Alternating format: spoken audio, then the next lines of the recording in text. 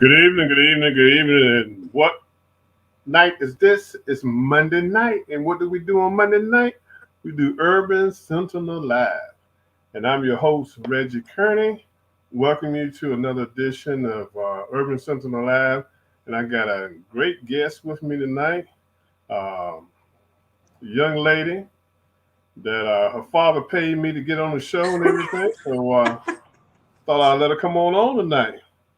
So what's up, Miss Brown? How you doing? First of all, thanks, Dad. I'm doing Oh, great over here. I have a whole chicken in the oven. I'm meal oh, prepping for the okay. week. So I'm Oh, smelling it. I'm waiting, honestly, I'm counting down the time till I can take it out the oven. hey, but nothing but wrong this with will that. do. This will do. Why did you go out and buy a chicken to cook when you could have got picked up a rotisserie chicken just as easily? Because I like to know what ingredients are going into my food. I cook at my house every day, so Oh, okay. I prefer to know what's going into my body. You just Oh, never okay. know nowadays. Yeah, that's cool. That's a good analogy. That's a good reasoning. Nothing Thank wrong with you. that. So look, tonight I have with me Gabrielle Brown.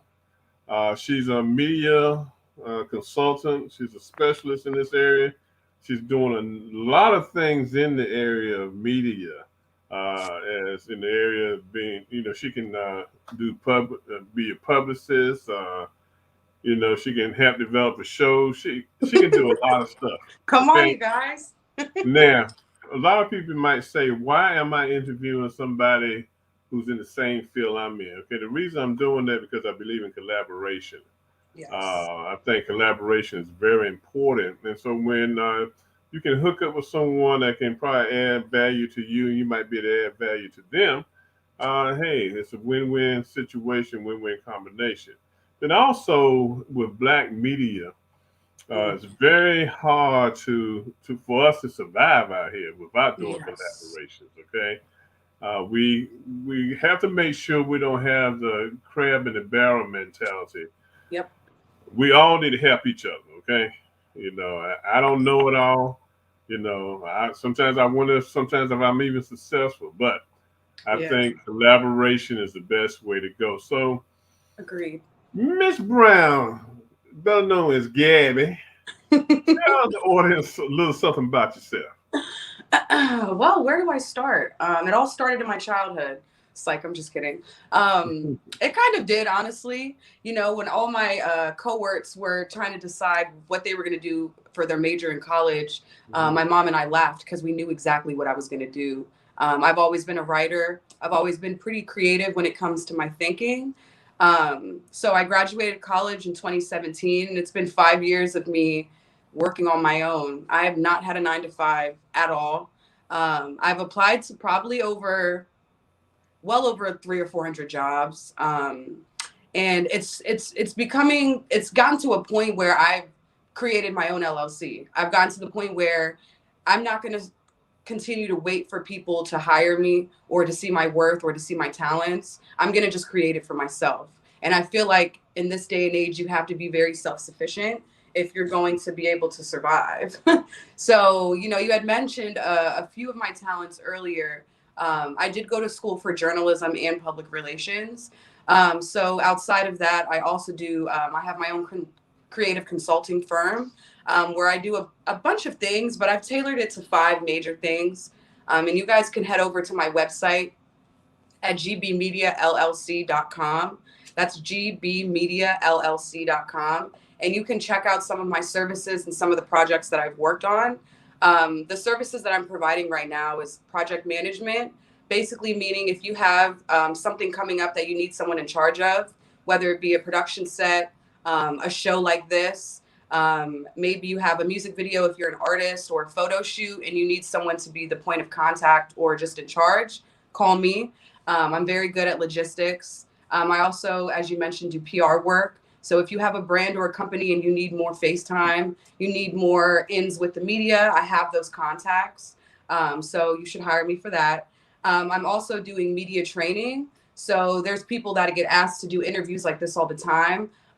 Fortunately, I'm pretty good at interviews. So I thought it would be great to consult with people who need help on tips and ways that they can hone in on their craft and their brand and their business to present it to the media in a professional manner, because no one wants to listen to someone talk when they don't know what they're talking about. So that's another service that I provide.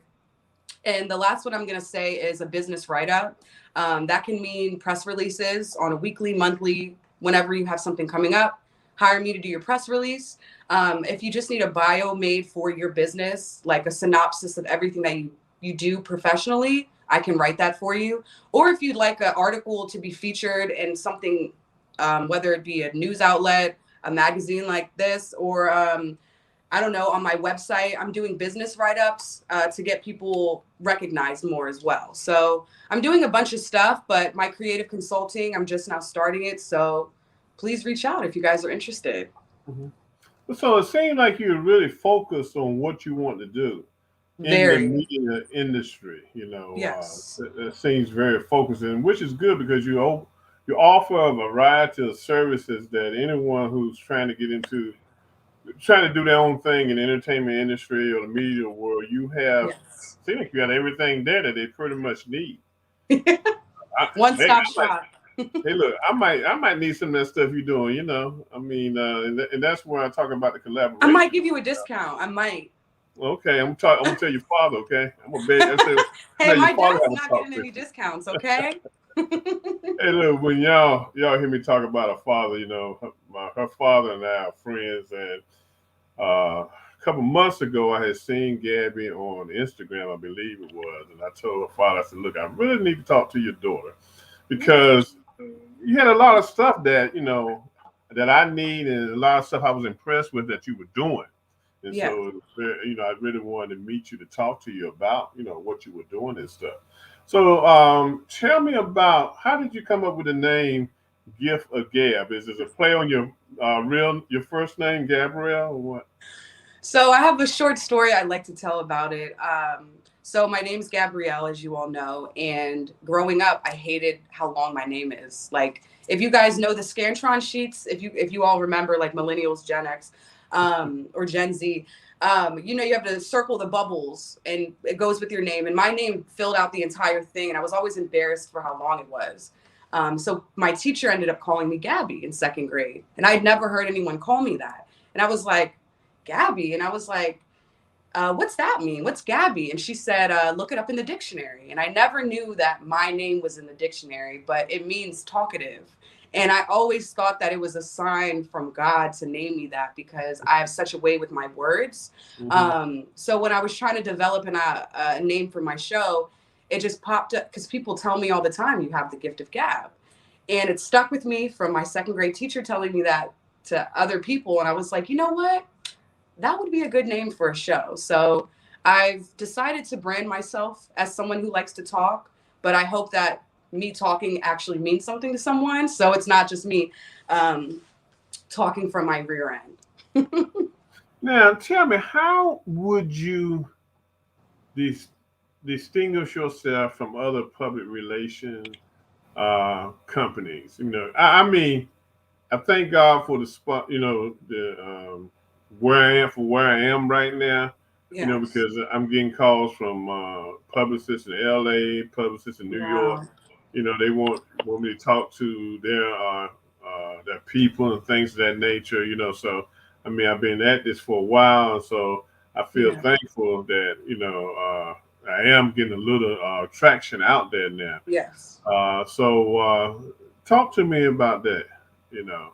I think something that separates me is my authenticity, but also I really try to focus on small Black businesses. Of course, I'm open to all money because money's green, don't get me wrong. Hmm. But I think that we're in a time now where Black businesses are on the up and coming. And I want to be a part of my community as much as I can. I want to be able to provide services for my community that maybe other places wouldn't even look twice to think of ever having them as a client. I'm just very, very like down to earth, and I try to make it to where all the projects that I work on have like a touch from me, and it's personal and it means something. And if I do make a bunch of money and my name out there, that's great. That's just not the premise for my thoughts and or my career. I want to actually make an impact And it's not just to be on the front of things or as many interviews as I can get. I want substance. And I want to work with people on a Mhm. regular basis like this, and I don't want to view myself as the company and then the client. I want us both to be on the same page. So I think that's why I stand out just a little bit more. Mhm. Now, how can we get black businesses, small black businesses, understand that working with a media consultant is a benefit to them at the end of the day? Oh man, that is an awesome question. Yeah, because some people could say, what's the point of it?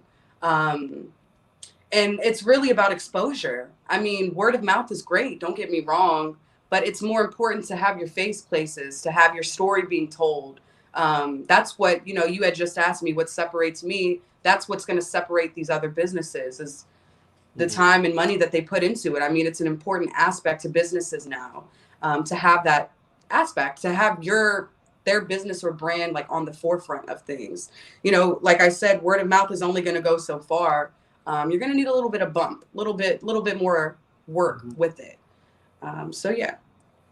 But the first thing you run into when you dealing with small black businesses, they tell them, "Well, I don't have the money to do it," or what you're charging is too much, those type of questions, and I've heard it all. Oh So yeah, I bet. yeah, so that's what you run into, Yeah. It's being able to So- work with people. Mhm. I feel like the money is always there. It's just about how they want to allocate their money. Um, you know, I feel like it's always going to be there. And of course, I don't put my prices on my website. So if you guys do check it out at gbmediallc.com, you'll see that I don't have prices on it because I Mhm. feel like it would be on a project basis. Like, not every project is going to be the same. I can't expect that, especially starting out the way that I am. I need to get a little bit more under my belt before I can just say this is it for everybody. And personally, I just don't really think that's right now. Everyone's different. Everyone has different needs. So yeah, I try to be very open when it comes to things like that. Mhm. And the money only goes so far. It's all about the work you put into, whether it be for me or that other person. So Now, have you had the opportunity to work on any videos with any artists in the area, in music videos, anything like that? So it's funny. I actually started my career being a production assistant. I never intended on being in front of the camera. It was never my deal. I never, Mhm. I went to school for journalism, and when I would go visit news stations, they would say, "Are you doing broadcast journalism?" And I'm like, "No, I want to be behind the scenes." Mhm. So it's funny. I've worked on production sets and worked with artists, but I haven't gotten a chance to do it for my company. I'm also a freelance production assistant. So I've worked with Megan the Stallion. I just worked with the Jonas Brothers. I've worked with Saweetie, Ruben Studdard. I've met Keisha Cole. That was fun. Um, and I also worked with this really cool gospel artist. Her name's Corinne Hawthorne. I Mhm. got to work with her at the Black Music Honors in Las Vegas. Sorry, no, that was Nashville. Mhm. So I've been able to see the industry from the point of view of someone behind the scenes. So the way that I move with my career and my business now is my brain's moving in 1,000 places because I've done that role. I've been behind the camera. I've written a script before. I've edited video. I've done lighting. I've done audio. Now I'm sitting in the chair. um, so yeah, it's cool. I Okay, love this nothing. industry. Yeah, nothing wrong with that. Nothing wrong with being in the chair. Very interesting. Very interesting because. Yeah, it's something I'm getting used to. I've been doing this for Uh-huh. 2 years now. I started my show back in February. It's about to be the 2-year anniversary, February of Okay. 2020, right before COVID. And I Hmm. didn't know what I was getting myself into, but I just knew that there were stories that needed to be told. Right. Um, and I'm not sure if I prefaced this correctly. I do have my small business, which is my LLC, GB Media, which I do the creative Hmm. consulting. But I also host a show called The Gift of Gab, as we had said before. Um, and I said a little bit about it, where I work with local small Black businesses, Hmm. entrepreneurs. But I'm expanding now. I'm looking to not just do small Black businesses, but Black entrepreneurs in every field. And people may think that's just a chef or I don't know, a restaurant. It's way more than that. It can be directors, it could be screenwriters, it can be Mm-hmm. comedians. It's really just being able to have representation that I feel like is Mm-hmm. not being seen enough in a variety of roles. It's Mm-hmm. very one-sided when it comes, I feel like, to Black entrepreneurship representation. And I'm trying to represent us Black folk in all fields because we're in all fields. But I don't really get to see that as much. Right. Now, how did you? Okay, we're going back to the production side of it and the Yeah. artists you work with. How did you create those connections for yourself when you were able to go out and work on these work with these different artists and work on different shows with them? Yeah, so I'm actually freelance through a production company in New York. Shout Okay. out to my girl Morgan. She was a student at Howard, and her and I connected through working a production set here in DC. We worked the African American Film Festival at the African American Museum. They had their first ever Black Film Festival, and they were looking for help. And she mentioned my name. And ever since then, it's been a trickle down of just work. They call me, they email me. You're a great worker. We know you're professional because I view artists and celebrities the same as I view myself, Mm-hmm. unless it's Drake. Um, but I view everyone the same. I don't think anyone's above anyone. And I think people Mm-hmm. respect that about me. So when I work these events, they know that I'm going to come professional. I'm going to come Mm-hmm. fun, enjoy myself. But it's Right. all about those contacts. It's all about knowing those people. Mm-hmm. And one person can help set your career off. And I Oh feel yeah. like Yeah. my friend did that for me. And I've Mm-hmm. worked production sets in Nashville, Vegas, a lot here in DC. I've done one in New York, and I'm looking to do one in Philly soon. But Mm-hmm. yeah, I've worked a lot of sets. Okay. Now, what's holding DC back? Why can't we get where we need to go? You got some good questions, honey. I'm going to take a page from your book. These are awesome. And I also never get interviewed, so Uh-huh. it's nice to be able to kind of, I don't know, flesh my brain out. But Right.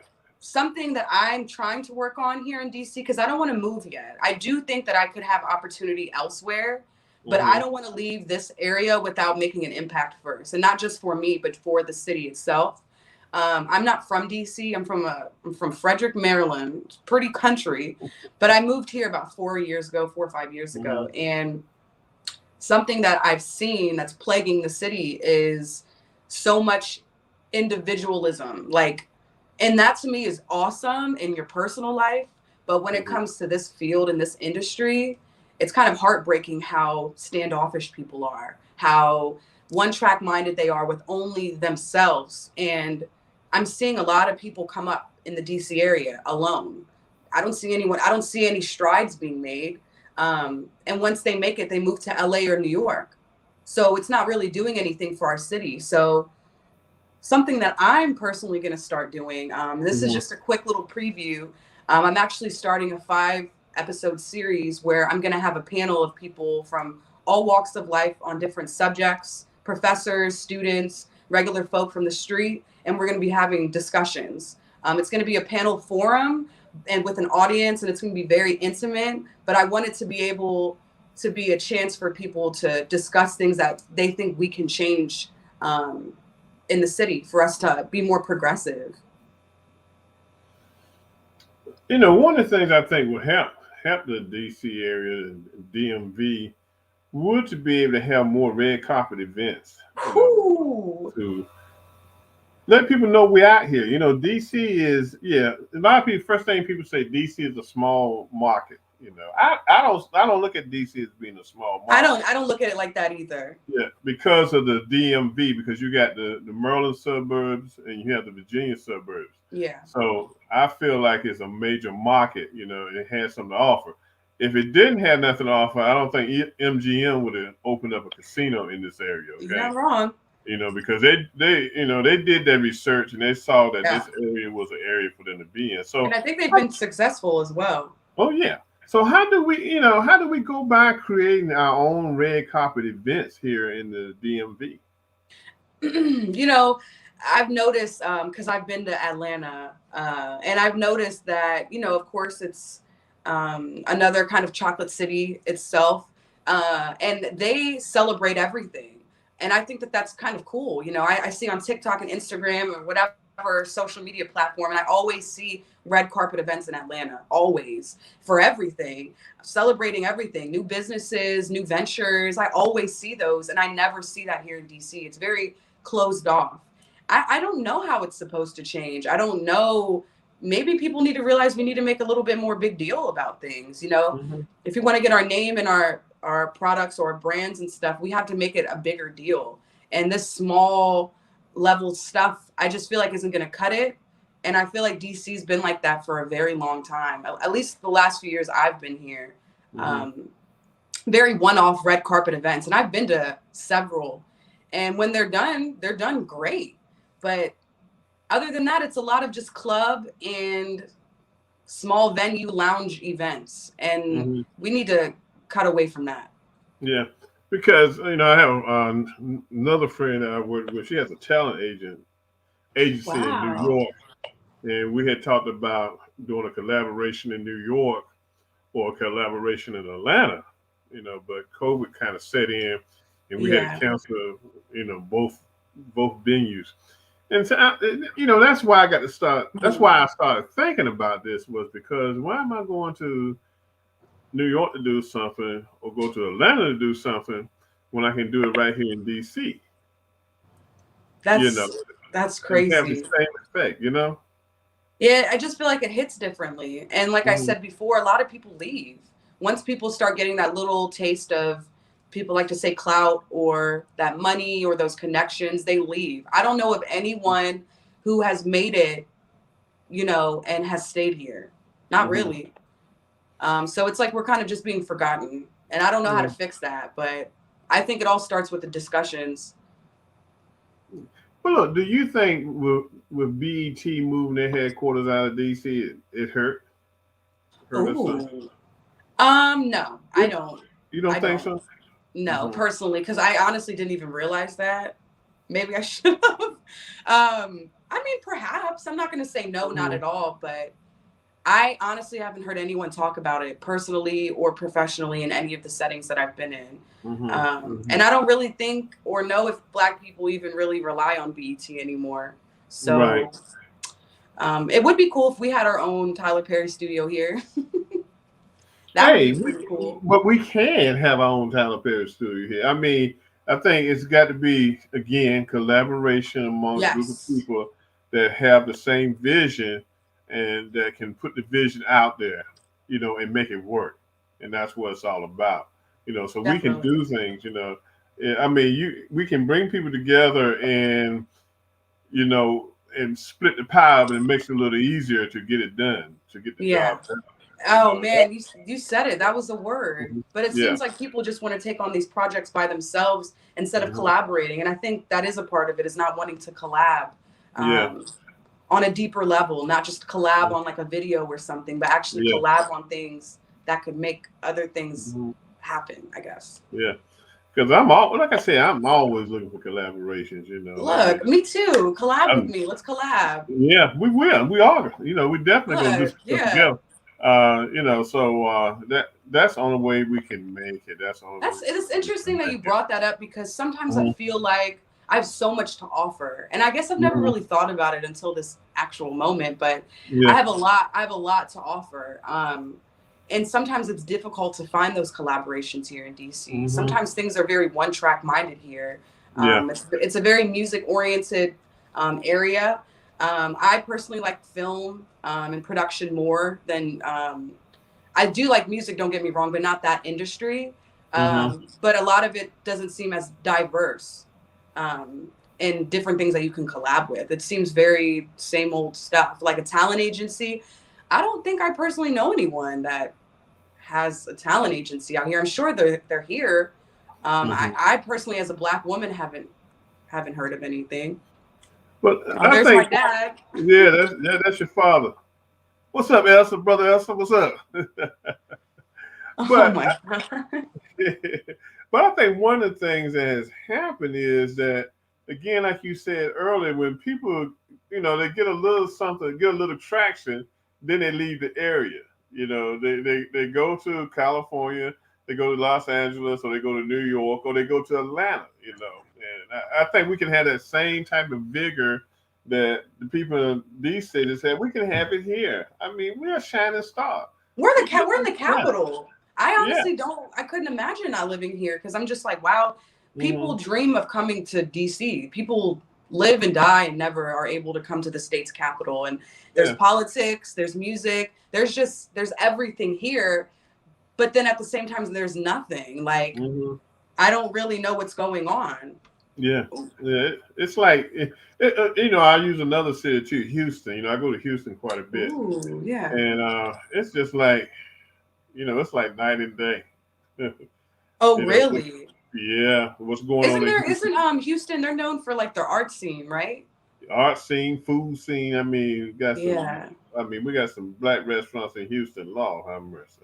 Hey, Dang, I'm before I about to go to book my Houston, I go flight. to die. I Yeah. mean, so that's why I say we can duplicate everything that's going on out there.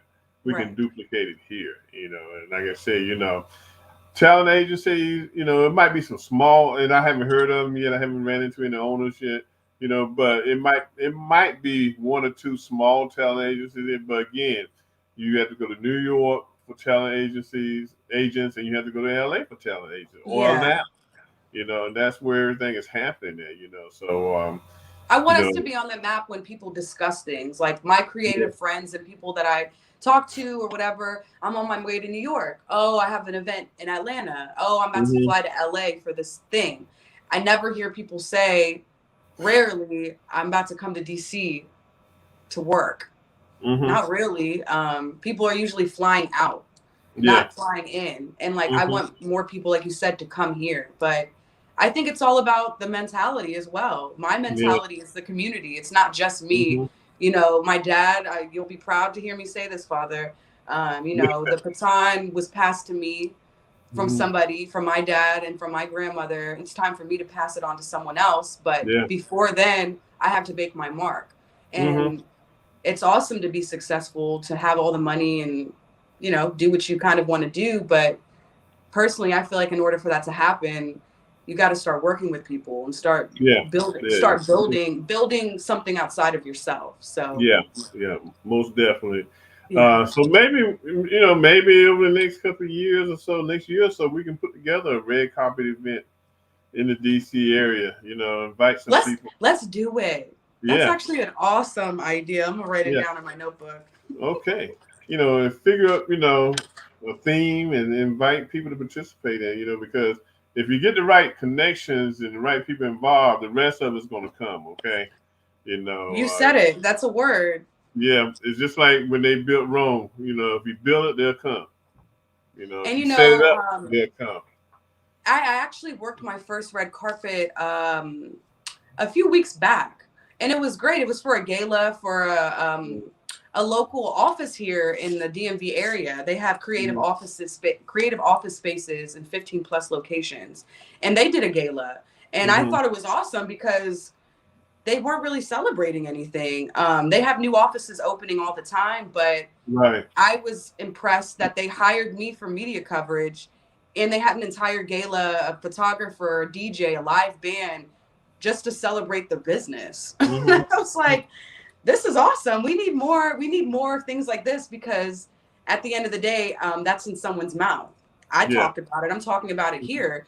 And maybe that was the point for it, to Yeah. keep people talking about things. So it doesn't always have to be a red carpet to announce things or to Yeah. open something. It could be just something that's already there and Mm-hmm.